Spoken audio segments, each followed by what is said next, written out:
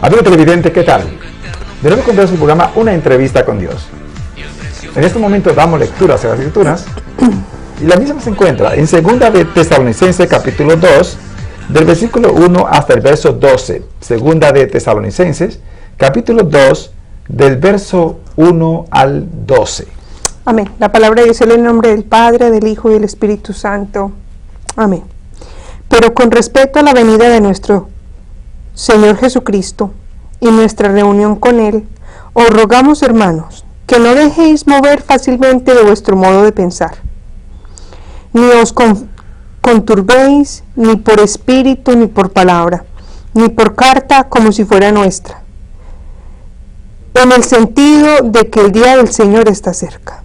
Nadie os engañe en ninguna manera, porque no vendrá sin que antes venga la apostasía, y se manifieste el hombre de pecado, el hijo de perdición, el cual se opone y se levanta contra todo lo que se llama Dios o es objeto de culto, tanto que se sienta en el templo de Dios como Dios, haciéndose pasar por Dios. ¿No os acordáis que cuando yo estaba todavía con vosotros os decía esto? Y ahora vosotros sabéis lo que lo detiene, a fin de que a su debido tiempo se manifieste.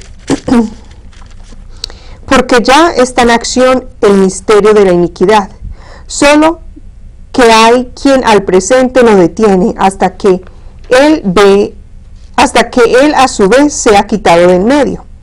Y entonces se manifestará aquel inicuo, a quien el Señor matará con el espíritu de su boca y destruirá con el resplandor de su venida.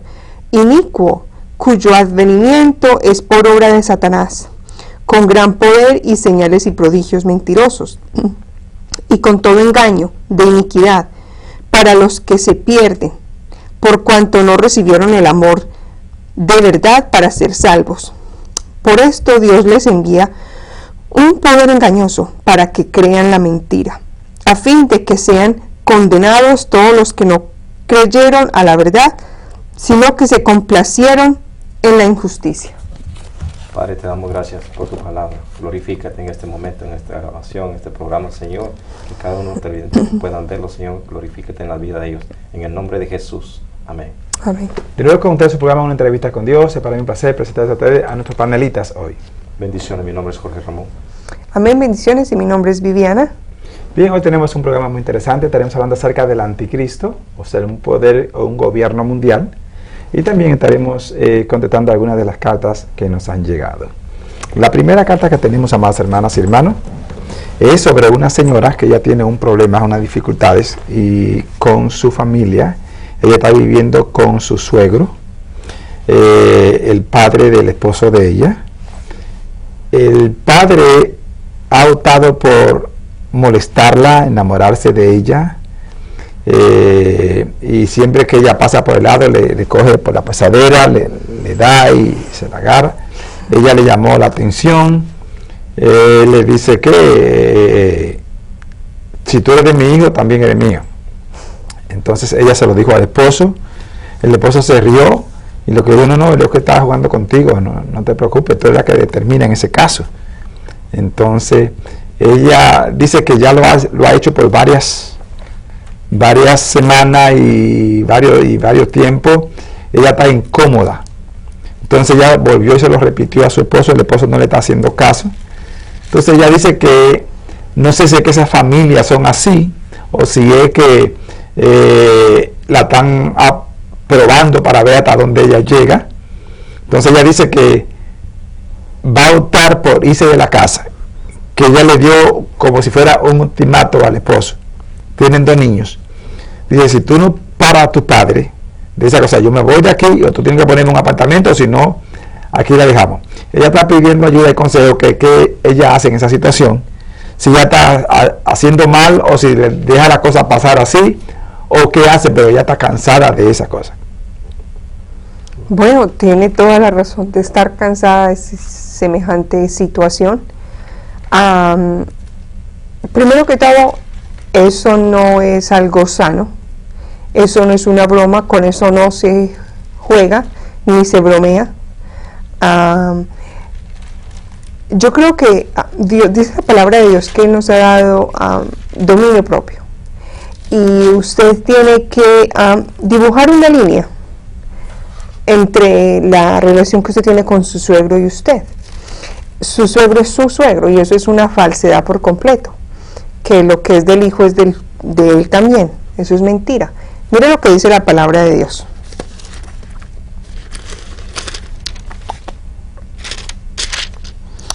En Efesios 5:21 dice: someteos unos a otros en el temor a Dios.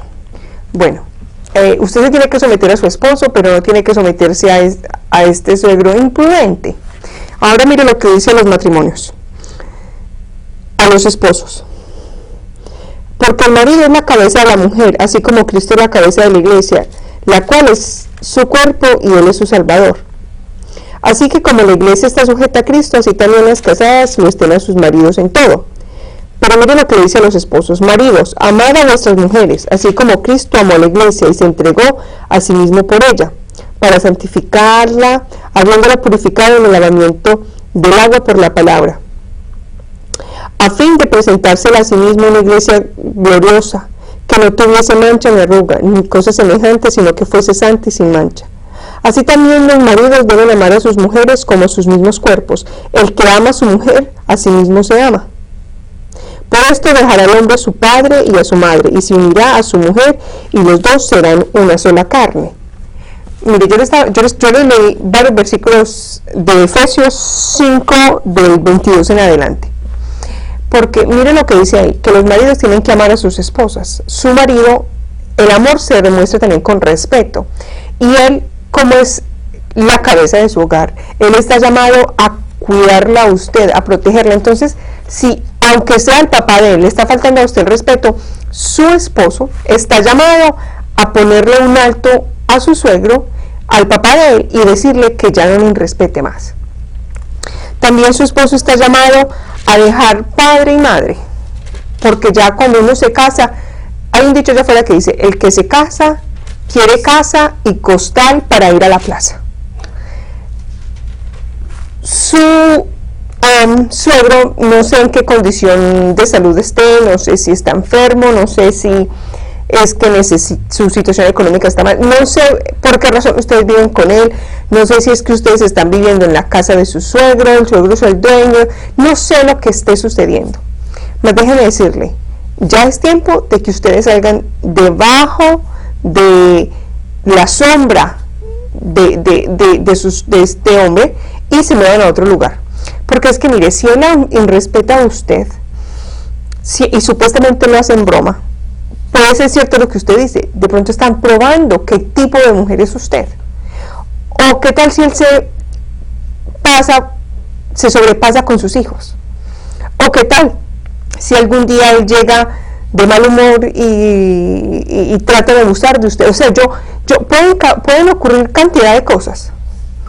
Y por eso yo les sugiero que ustedes sí deben de salir de ese hogar, o sea, no de esa casa, no que su hogar se divida, no que usted deje a su esposo y a sus hijos, sino que su esposo y usted deben de sentarse a hablar y sí deben de coger sus cosas y mudarse a otro lugar. Es sano. Amén, gloria a Dios. Bueno, hermana, quiero decirle primeramente el respeto. ¿Qué significa el respeto? El respeto es tener dignidad. Una de las cosas, usted no es objeto de nadie, ni tampoco de su propio esposo. Porque ahí estamos viendo el falto de respeto de su suegro. Eso de estar tocando, eso de estar haciendo algo que no es debido, no tiene que ser así. Usted tiene que ponerle un alto y tiene que ser bueno, si lo ha hablado de una manera o de otra con su esposo y no puede, pues tendría que enfrentarlo de otra manera. Porque eso estamos viendo que si empieza así, como decía la hermana, también hay hijos de por medio. ¿Qué sabe si también en el momento, como no dice nada, no hace nada a usted y no se da a respetar, pues si no se da a respetar a la madre, ¿cómo va a poder respetar a sus hijos? Tenga cuidado, porque no sabe si está pasando una enfermedad, está pasando como probando de qué. ¿Qué tiene que probarlo a usted? Usted es una mujer que usted se tiene que defender, una mujer que se le respeta a usted, no importando las condiciones que esté. Usted es una persona que se debe respeto, ya sea del esposo, de quien sea, pero usted es una persona de respeto. Yo quiero decirle que ponga un alto pronto, porque hay hijos de por medio, y esta situación no puede seguir y seguir y seguir, porque va a llegar un momento donde la situación va a ser fuerte. Puede haber hasta una violación. ¿Y qué puede hacer usted con una violación? Lo que pueden decirle a usted acusándolo de que a usted le gustaba, que usted no decía nada, que usted lo que hacía es callarse. No, déle un alto, porque ya tiene que dar un alto. Usted es una persona de respeto, usted no es un objeto de nadie, en el nombre de Jesús. Amén, gracias Señor. Bien, tenemos otra pregunta, es una pregunta que nos hicieron, y con respecto sobre el matrimonio fuera y dentro. Esta persona estaba casada afuera, estaba casada antes de llegar a los caminos de Dios, y ella dice que, o la pregunta hecha es que estaba casada, se divorció allá, luego conoció a otra persona, se casó con esta persona y vino a la iglesia, conoció al Señor en la iglesia, ya vino así casada con esta nueva persona. En la iglesia se enteraron que ella estaba casada anteriormente, entonces no quieren darle parte en la iglesia por cuanto ella estuvo recasada. Entonces ella quiere saber si es adulterio, si tiene adulterio, si se va a perder, o por qué no le dan parte en la iglesia. Lamentablemente los seres humanos juzgamos, es lo primero que hacemos nosotros seres humanos, juzgar. Usted nos dice ahí de que ya ella venía casada antes de entrar a aceptar al Señor. O sea, yo no le veo nada de adulterio ahí porque ya estaba casada. No fue que ya estando en los caminos el Señor tomó decisión de casarse con la otra persona. Creo que debería buscar ayuda, hermana, para que puedan darle consejería espiritual y poder que la palabra del Señor la guíe a usted a seguir adelante, porque lamentablemente son situaciones a veces fuertes que lo hace que las personas se vayan de la iglesia, de la presencia de Dios, y no hay nadie que los pueda llamar de regreso, no hay nadie que los pueda traer de regreso al camino del Señor. Así que mi recomendación, mi consejo es busque ayuda espiritual con un pastor, con alguien que sea consejero, para que pueda ayudarlo y tomar y ver la situación cómo está, en el nombre del Señor. Bueno, amén. Yo también le sugiero lo mismo, que no se deje pagar por eso. La palabra de Dios dice en 2 Corintios 5:17: de modo que si alguno está en Cristo, nueva criatura es. Las cosas viejas pasaron y aquí todas son hechas nuevas.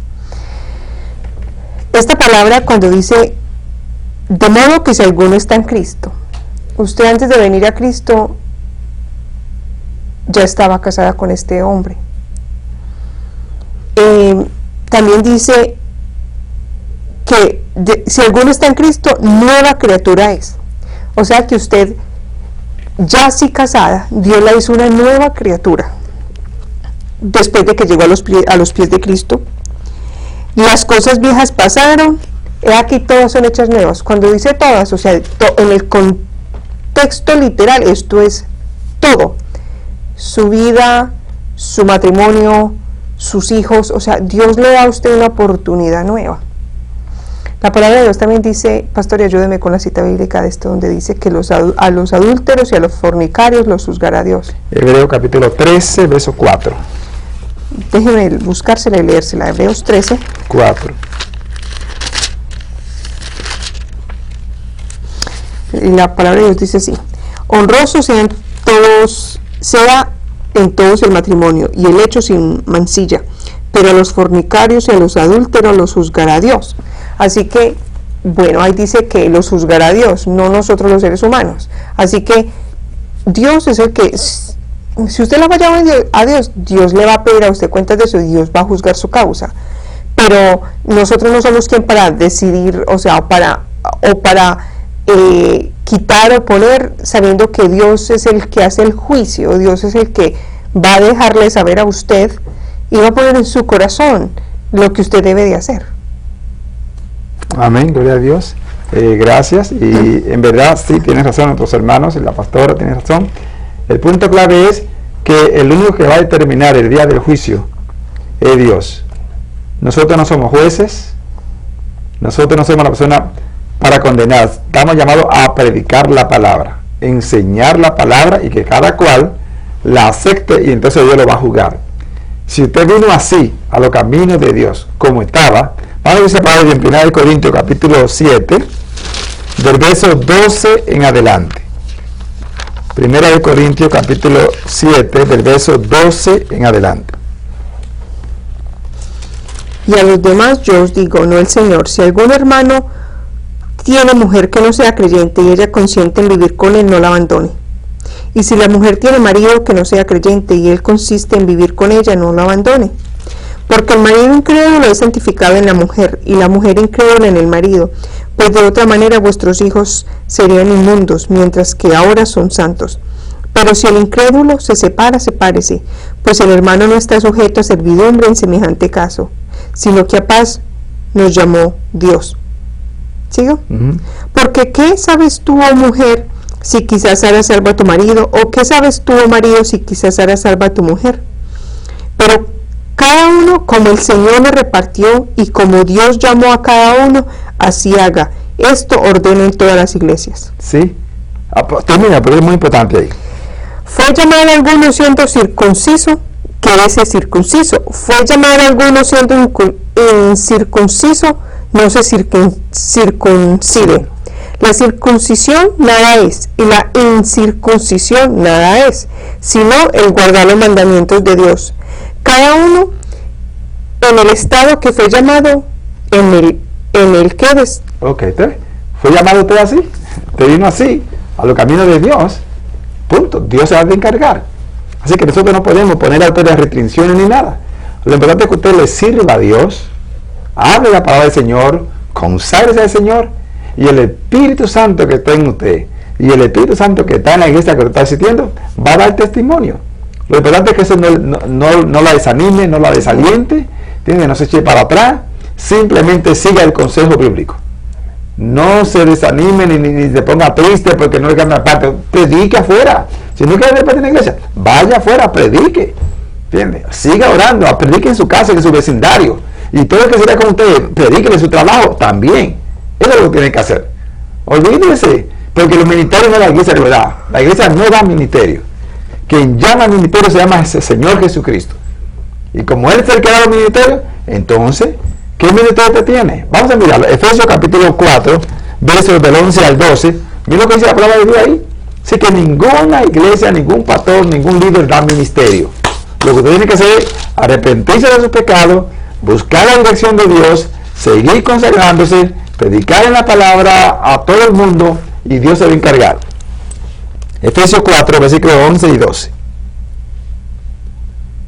Y él mismo constituyó a unos apóstoles, a otros profetas, a otros evangelistas, a otros pastores y maestros, a fin de perfeccionar a los santos para la obra del ministerio, para la edificación del cuerpo de Cristo, hasta que todos lleguemos a la unidad de la fe y del conocimiento del Hijo de Dios, a un varón perfecto, a la medida de la estatura de la plenitud de Cristo. Ok, ¿te quiere decir que quien da el ministerio es el Señor, para edificación de la iglesia?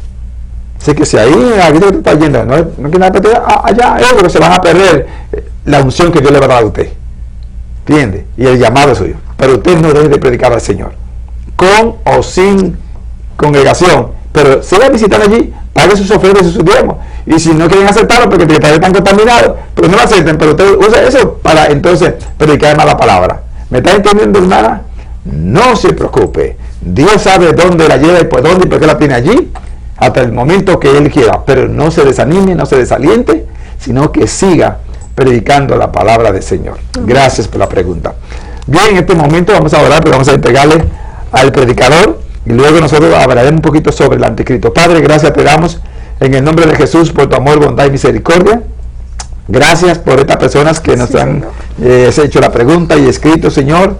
Te pedimos por aquella señora que está, oh Dios, desorientada porque su suegro, Señor, la toca. Señor, reprendemos esa malicia y te pedimos que le dé a ella resistencia y que ella espere y confíe en ti. Oh Dios, guárdala y dale tú, Señor, la salida en su debido momento. También te pedimos por estas otras personas, oh Dios, que mira su forma, su tristeza, permite que ella sea dirigida por el poder del Espíritu Santo y que nada ni nada la desanime. Es en el nombre de Jesús. Ahora mira a tu siervo que va a traer el mensaje. Úsalo, Señor, para la gloria de tu nombre. En el nombre de Jesús. Amén. Con nosotros el evangelista Jorge Ron. Gloria a Dios. Dios los bendiga a cada uno, hermanos. Vamos a irnos al libro de Números 9:23, capítulo 9, versículo 23. Números 9. Números, capítulo 9, versículo 23. Amén. La palabra en el nombre del Padre, Hijo, Espíritu Santo. Al mandato de Jehová acampaban y al mandato de Jehová partían, guardando la ordenanza de Jehová como Jehová lo había dicho por medio de Moisés. Padre, te damos gracias, Señor. Glorifícate en este momento, Señor, para hablar a aquellas vidas, Señor, que están viendo en este momento este programa. En el nombre de Jesús te damos gracias. Honra y gloria a ti, Señor. Amén, amén. El tema de este mensaje es el propósito. Pero voy a hablar no dos clases de propósitos, dos propósitos. El propósito del ser humano. El propósito del ser humano es, dice, en el diccionario, dice voluntad o intención de hacer alguna cosa. Ese es el propósito.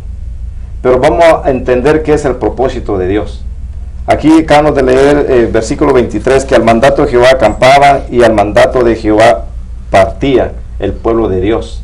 Cuando tenían el tabernáculo en el desierto, acampaba la nube.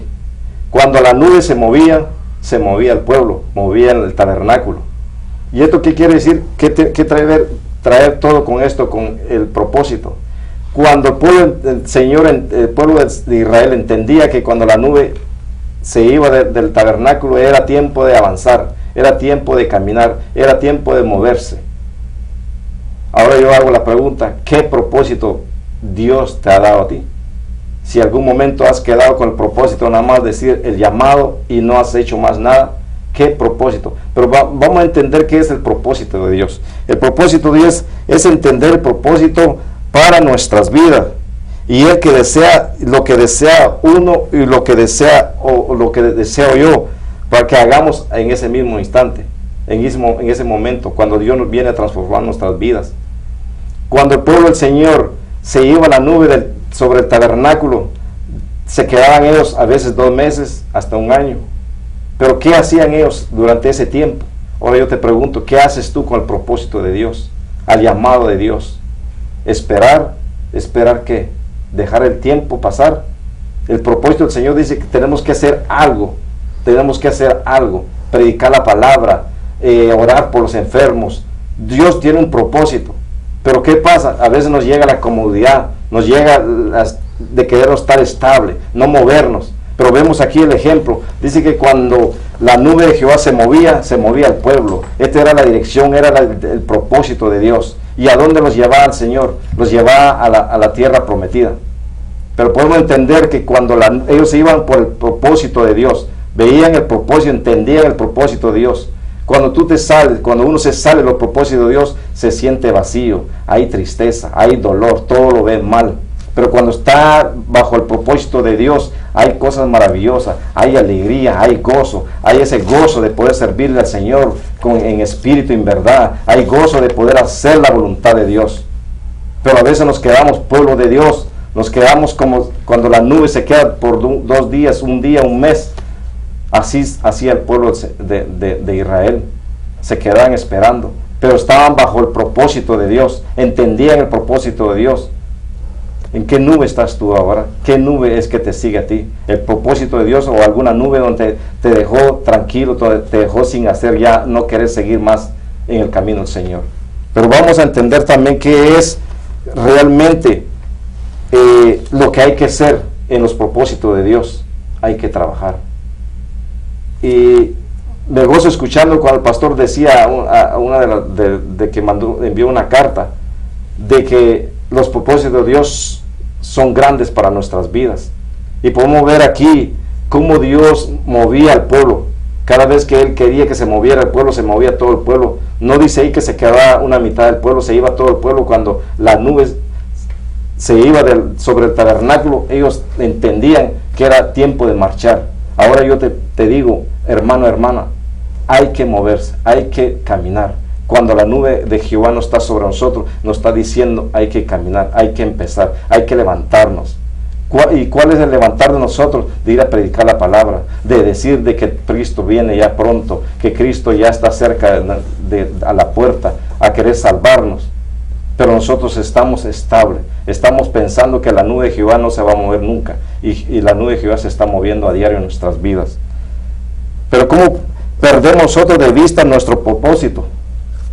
Vemos en el libro de Josué, capítulo 24, del versículo 24 y 26.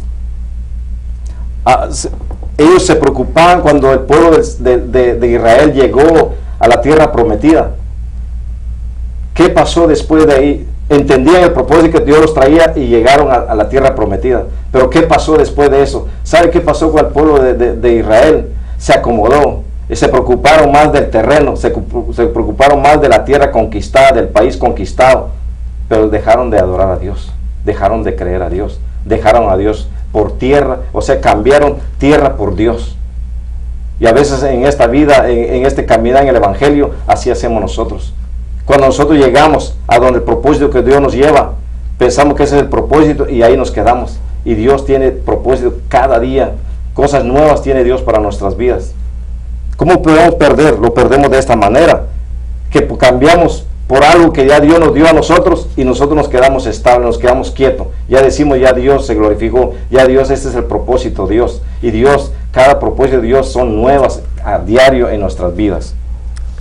Dios dirige nuestras vidas con un propósito. Explíquese. Aquí vemos nosotros en Ruth, en el libro de Ruth, capítulo 2, versículo 20, la historia de una mujer moabita que al final llega a ser la bisabuela de David. Esta mujer pasó un proceso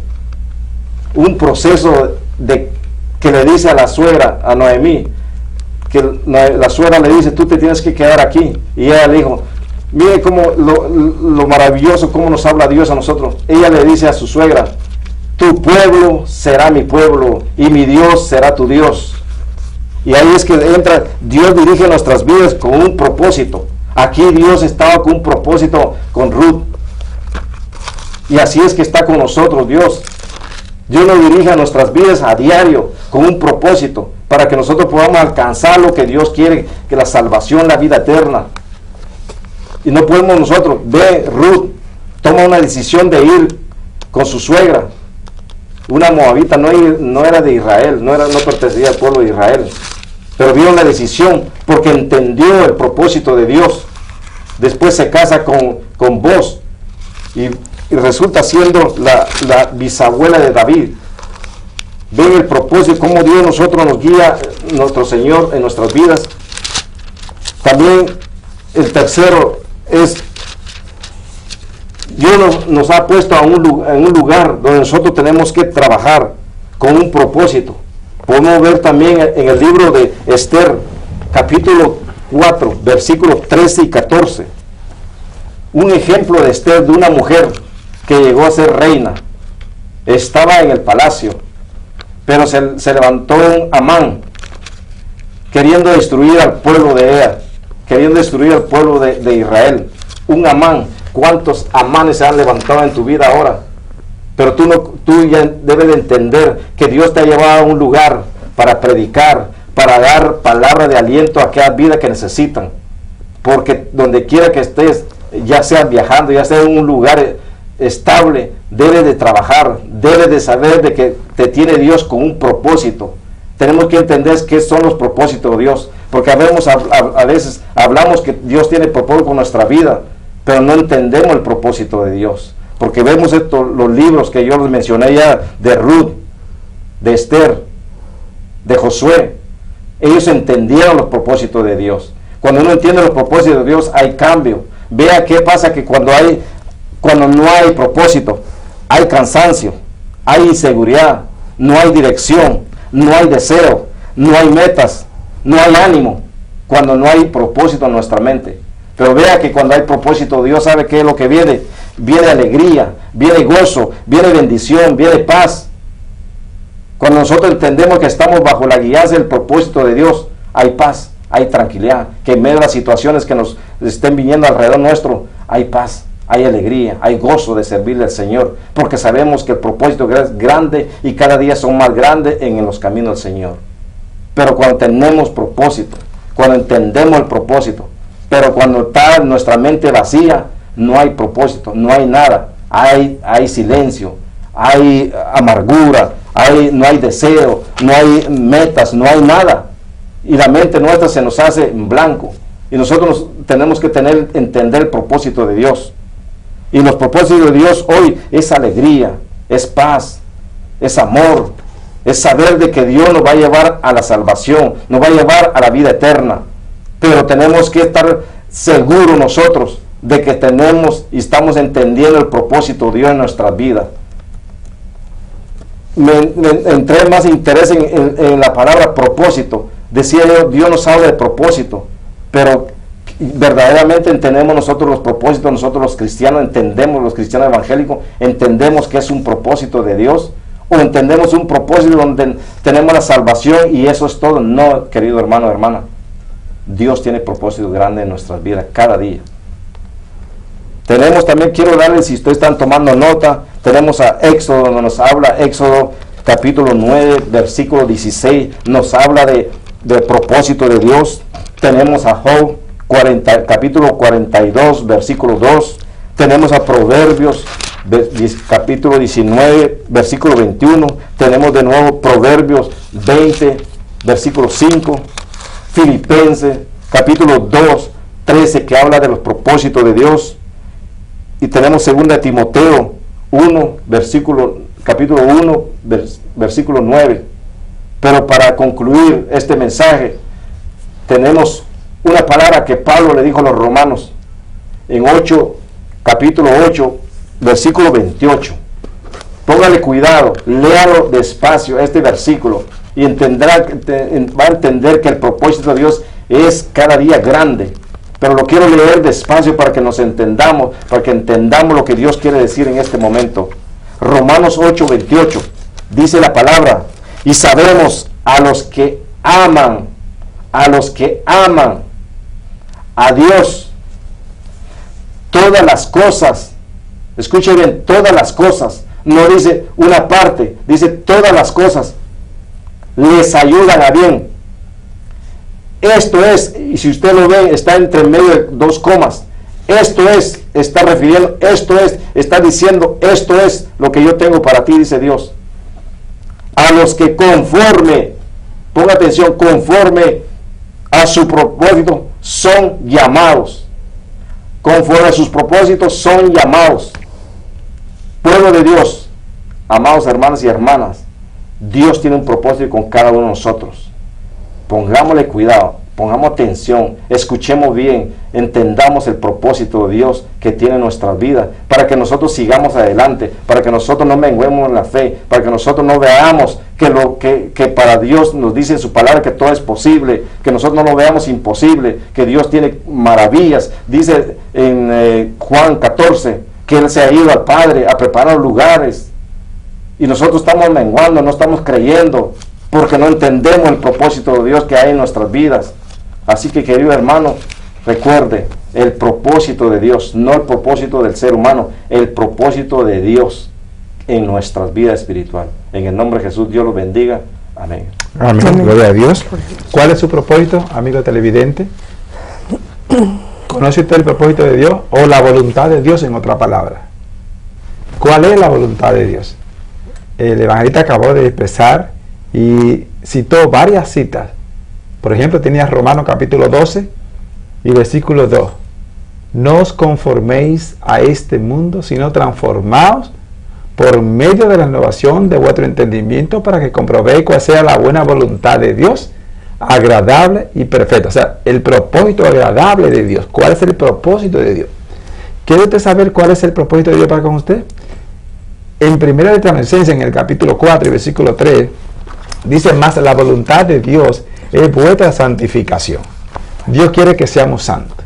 Entonces el propósito de Dios es darnos vida eterna cuando le dice que se santifique. Algo que aprendí sobre la lectura que él tuvo fue que el pueblo de Dios no se detenía donde Dios no se detenía. No se levantaba si Dios, la nube no se levantaba. Entonces es muy importante que aprendamos a detenernos en el tiempo y en el propósito de Dios. No se desespere, no se preocupe, no se adelante, no sea ligero, deténgase donde Dios se detiene. Espere en el tiempo de Dios y conocerá el propósito y la voluntad de Dios para con usted. Señor, gracias te damos en el nombre de Jesús. Gracias por este mensaje. Ayúdanos a entender y a comprender que tú quieres que nos detengamos donde tenemos que detenernos, donde tú te detienes. Que tú quieres, Señor, que avancemos cuando tú quieres que nos levantemos. Ayúdanos a entender eso y a estar pendiente a tus movimientos, no a lo de nosotros, Señor, no a cuando nosotros querramos. Bendice la fiel audiencia y ayúdale a entender cuál es tu voluntad, Señor, para que te obedezcamos y hagamos tu santa y divina voluntad cada día, en espíritu y en verdad, ahora y siempre en Jesús. Amén. Muy bien, vamos a el momento que nos queda, ahora acerca sobre el anticristo. Hermana pastora Viviana, ¿qué usted puede decirnos en corta palabra sobre lo que es ese gobierno mundial o lo que la Biblia le llama anticristo? Bueno, el anticristo es un hombre que se va a manifestar. Más sabemos que, o sea, es un hombre que se va a manifestar. Más ya tenemos como síntomas o sea, se ha manifestado, no se ha manifestado siempre porque no se puede manifestar todavía, porque no es el tiempo de Dios, pero ya podemos ver como señales de que está pronto a manifestarse. Él es una cabeza, el anticristo es una cabeza que va a tener dominio de la humanidad, dominio de la humanidad que resta en esta tierra. Dominio en el sentido de que va a engañar políticamente, económicamente y religiosamente. O sea, él va a tener la autoridad sobre todas estas cosas y va a ser muy astuto, va a causar mucho daño y se le va a permitir gobernar por 7 años. Eso es lo que dice la palabra de Dios. Él también va a hacer que mucha gente sea marcada con la marca que habla en Apocalipsis 13.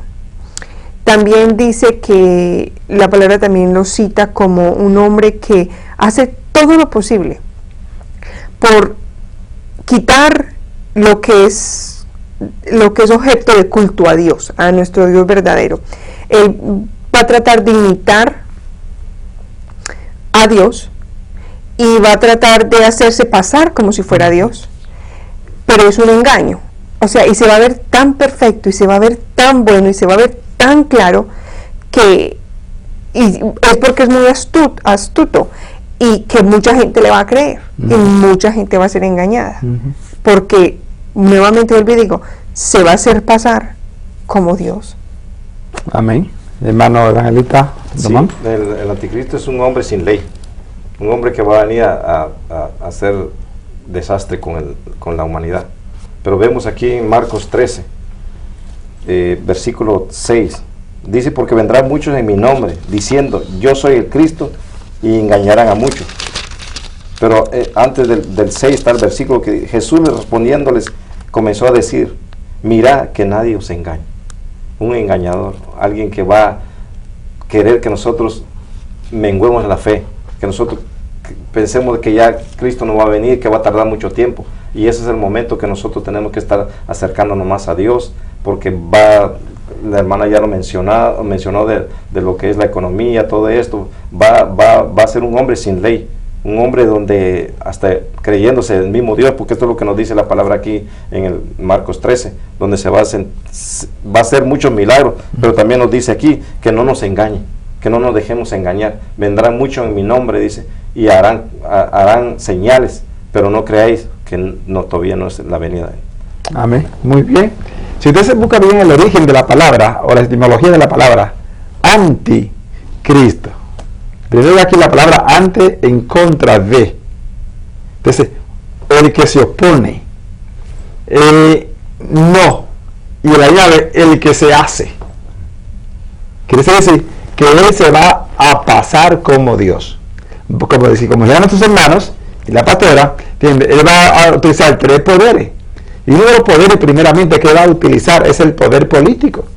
Va a ser un gobierno mundial. Un gobierno que va a unificar a todas las naciones. Ustedes que tenemos muchísimas naciones y cada nación tiene su propio gobierno. Y cada país tiene su propio sistema. Pero en este tiempo del anticristo no va a haber sistema distinto. El sistema que tenga X país, X república, X nación va a desaparecer y solo habrá un solo sistema, un solo gobierno mundial, una sola ley, como decían tus hermanos, una sola ley, y él es que va a determinar. ¿Y cómo será eso? Bueno, ahí es que está el punto, porque él va a tomar la mente y el corazón de los individuos. Él se va a hacer pasar por Dios. ¿Sabe por qué? Porque viene directamente de Satanás. Se le llama el hijo de Satanás. Vamos a mirarlo. Vamos a ir a lo que habla de Dios en 2 de Tesalonicenses. Vamos a ver varios puntos esenciales sobre este gobierno mundial. Primero, vamos a mirar en la parte política, es por obra de Satanás. Versículo 9. Inicuo, cuyo advenimiento es por obra de Satanás, con gran poder y señales y prodigios mentirosos. ¿Ve usted? Viene directamente de Satanás. Así como vino Jesucristo por obra del Espíritu Santo, también este vendrá por obra de Satanás. Es muy importante que lo entienda, por eso que nadie lo va a vencer. Nadie podrá dominarlo. Él va a conquistar a todo el mundo. De acuerdo a... ¿Qué hora que es así? Vamos a leerlo. Vamos al capítulo 6 de Apocalipsis. Apocalipsis capítulo 6, versículos 1 y 2. Es importante entender aquí que eso va a hacer pasar como que va a traer la paz, porque el mundo se va a ver envuelto en una guerra terrible, en un desastre, en un desbarajuste. Vi cuando el Cordero abrió uno de los sellos, y oí a uno de los 4 seres vivientes decir, como con voz de trueno, ven y mira. Y miré, y he aquí un caballo blanco, y el que lo montaba tenía un arco, y le fue dada una corona, y salió venciendo y para vencer. ¿Ve? Va a conquistar el mundo, salió venciendo y para vencer. Él se va a pasar, ¿entiendes? Como el Dios. Vamos a ver el versículo 4 de 2 de Tesalonicenses. Capítulo 4 de 2 de Tesalonicenses, de capítulo 2. Mira, es muy importante que entienda esto. En la parte religiosa se va a sentar como Dios. Y tenemos confianza respecto a vosotros en el Señor. No, capítulo 2, verso 4 de 2 de Tesalonicenses. El cual se opone y se levanta contra todo lo que se llama Dios, o es objeto de culto, tanto que se sienta en el templo de Dios como Dios, haciéndose pasar por Dios.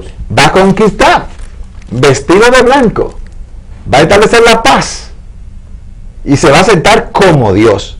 Ahora, ¿por qué va a hacer eso? Porque Dios se lo va a permitir por un periodo de 7 años. Vamos a verlo. Vamos al capítulo 17 de Apocalipsis y verso 17. Porque Dios ha puesto en sus corazones el ejecutar lo que Él quiso, ponerse de acuerdo y dar su reino a la bestia, hasta que se cumplan las palabras de Dios. ¿Te ve? Dios fue que lo va a permitir concederle ese deseo a Satanás por un periodo de 7 años, hasta que se cumpla la palabra de Dios. Ahora, ¿sabe usted una cosa? Que el Señor en su segunda venida lo va a matar. Vamos al versículo 8 otra vez, de 2 de Tesalonicenses. 2 de Tesalonicenses, capítulo 2, versículo 8. Mire cómo dice.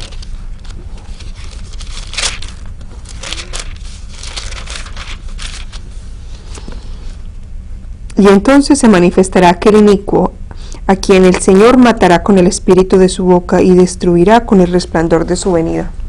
inicuo cuyo venimiento es por obra de Satanás. Cuando venga el Señor en su segunda venida, que es muy pronto, lo va a matar. Ahora sabe usted que el anticristo está ya, solo que no se ha manifestado porque hay alguien que lo está impidiendo. ¿Sabía usted eso? Vamos al versículo 6. Lea el versículo 6 de ese mismo capítulo. Y ahora vosotros sabéis lo que lo detiene, a fin de que a su debido tiempo se manifieste. Entonces, se va a manifestar, pero alguien lo está deteniendo. Que lo está deteniendo es el Espíritu Santo que está protegiendo la iglesia. Cuando la iglesia sea quitada de aquí, sea raptada de aquí, sea llevada de aquí, entonces se va a manifestar ese poder y va a conquistar el mundo entero. Todo el sistema, vea bien, todo el sistema, un poder religioso, un poder económico y un poder político. Un poder religioso, un poder económico y un poder religioso. El poder político es el poder de un gobierno. El poder religioso es una iglesia falsa. Va a haber una iglesia falsa. Yo creo que, hermana pastora, usted me diga sobre cómo podemos ver esta religión falsa, ¿entiende? Que está abarcando y va a arrasar a todo el mundo, porque eso era ahí que viene el punto que le va a entregar ese poder. ¿Cómo va a ser la religión falsa? Sí. Bueno, ya vemos que ya muchos se han unido. O sea, de por cierto, yo meditaba en la visita del Papa aquí a Estados Unidos y a Cuba. Y no es casualidad que él escogió ir a Cuba, ni tampoco venir aquí a Estados Unidos. Nosotros sabemos que Estados Unidos es una nación en la cual todo el resto del mundo tiene los ojos puestos. Entonces, al él venirse aquí a hacerse conocer y negarse a montarse en otro carro, excepto el carro que él, o sea, mire que no hablando mal, sino que él, o sea, dio una apariencia de que es muy humilde, de que él está con los pobres y habló mucho de los inmigrantes. Déjeme decirle algo, mire, pastor, yo meditaba en esto y corrígeme si estoy errónea. Y no me quiero salir de la pregunta que usted me hizo, pero mire,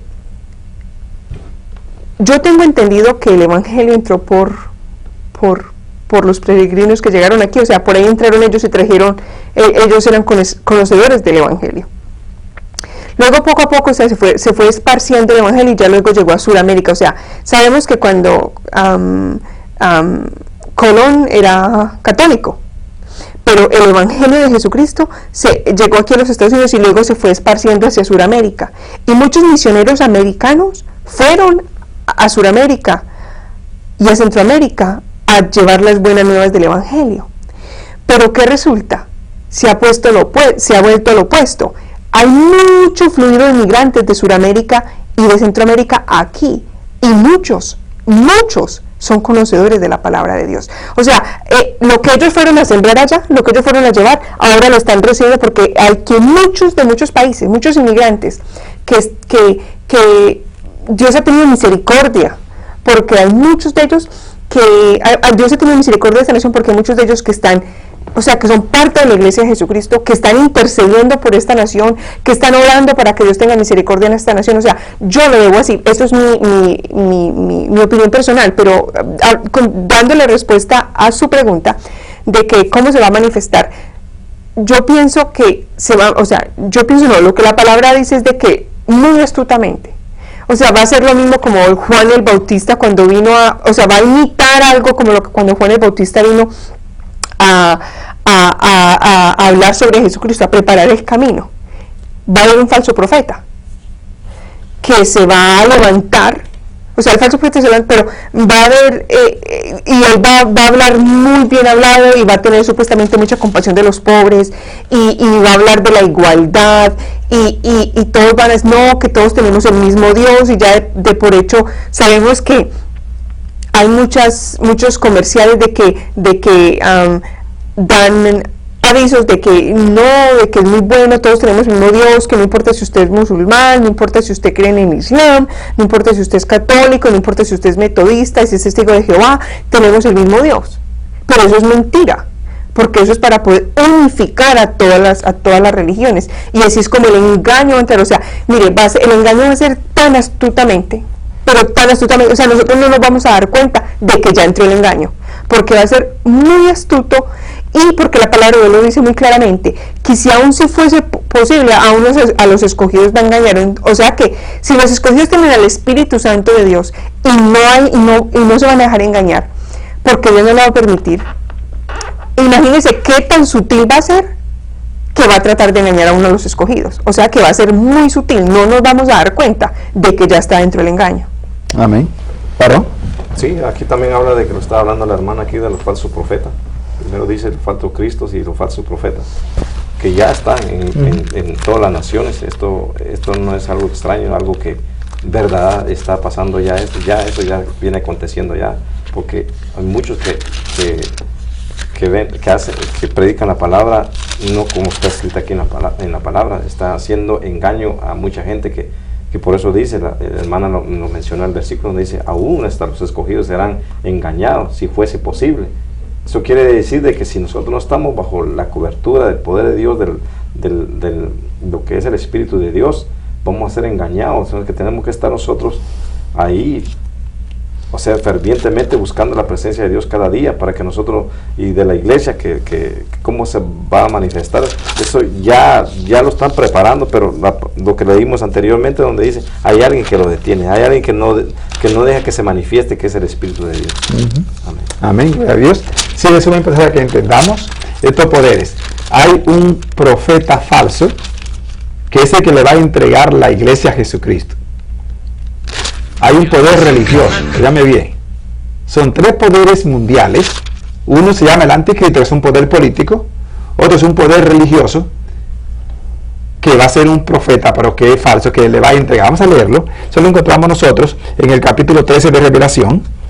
Revelación capítulo 13, del verso 11 en adelante. Vamos a ver esa segunda bestia que viene ahí. Después vi la otra bestia que subía de la tierra, y tenía 2 cuernos, semejantes a los de un cordero, pero hablaba como dragón, y ejerce toda la autoridad de la primera bestia en presencia de ella, y hace que la tierra y los moradores de ella adoren a la primera bestia, cuya herida mortal fue sanada.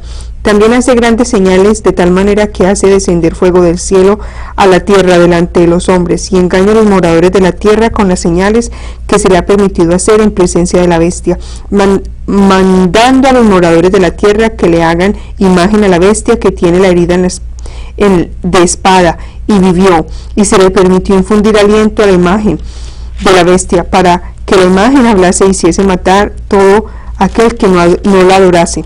Y hacía que todos, pequeños y grandes, ricos y pobres, libres y esclavos, se les pusiesen una marca en la mano derecha o en la frente, y que ninguno pudiese comprar ni vender, sino el que tuviese la marca o el nombre de la bestia, o el número de su nombre. Y aquí hay sabiduría. El que tiene entendimiento cuente el número de la bestia, pues es número de hombre, y su número es 666. Note usted, 3 seises. El anticristo, que es el gobierno mundial, el poder económico y el poder religioso. Entonces el falso profeta es un 6. La economía puede que se mire por un 6.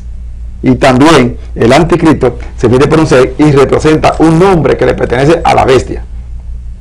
Por tal razón, amigo televidente, queremos decirle que primeramente va a venir un profeta vestido de blanco, hablando de Dios, hablando con un verbo, con un léxico que va a conquistar, pero va a hacer que adoren a la bestia, porque ahí que está el punto. Va a hacer prodigios y milagros, y van a construir una estatua, y esa estatua va a ser la imagen del anticristo, y todo el mundo va a tener que adorarla. Lo mismo que hizo Nabucodonosor. Si usted va a Daniel en el capítulo 3, va a encontrar que Nabucodonosor hizo una estatua, y todo el mundo la tenía que adorar, y el que no la adoraba la metían en un horno de fuego. Y eso va a ser este falso profeta. Va a ser una estatua del anticristo, y va a forzar que todas las religiones, que todo el mundo adoren a esa bestia, porque Satanás tiene hambre y sed de ser adorado. Por eso él trató de conquistar a nuestro primero padre en el huerto del Edén, porque él quería que se le adorara. Pero el único que merece la adoración, el único, es el creador del universo, es el creador de los seres humanos, es el creador de este mundo, que se llama Jehová, Dios de los ejércitos. Él merece única y absolutamente él toda adoración. Por eso que Dios anda buscando verdaderos adoradores, que le adoren en espíritu y en verdad. Pero este poder engañoso de la tiniebla se va a hacer pasar como Dios para que lo adoren. Y el que no lo ve, lo van a decapitar. Y la única manera que van a hacer es poniéndole una marca en la mano derecha o en la frente. Y esa marca ya la tenemos. Si Dios lo permite, la semana que viene estaremos hablando con lujo de detalles sobre esa marca. Porque son 3, no solamente 666. Hay 2 marcas más que se van a poner, que también ya están establecidas. Pero noten ustedes cómo las religiones están entrando en una unidad, o lo que se llama el ecumenismo, o la unificación de todas las religiones. Todo está entrando en su nivel. Esto me da señal de que muy pronto la iglesia se vaya aquí de la faz de la tierra. ¿Sabía usted que hay un rato de la iglesia? Hay un levantamiento de la iglesia. Hay una segunda venida visible. Hay una manifestación de este gobierno mundial. Y hay un poder de gran tribulación que viene sobre este mundo. La gran tribulación. Desgraciadamente no ha llegado el tiempo y tenemos que terminar, pero si Dios lo permite, la semana que viene continuaremos con este tema desarrollándolo. Padre, gracias en el nombre de Jesús. Bendice la teleaudiencia, llénala de poder de tu Espíritu Santo y permite que puedan buscar tu rostro. Tú estás a las puertas, Señor. Gracias en el nombre de Jesús. Amén. Amén. Mira aquí en nuestra pantalla, en nuestra dirección de teléfono. Llámenos. Estamos para servirles mientras los hermanos se despiden de ustedes. Bendiciones. Bendiciones. Hasta la próxima semana. Seguimos una bendición porque estamos muy pronto.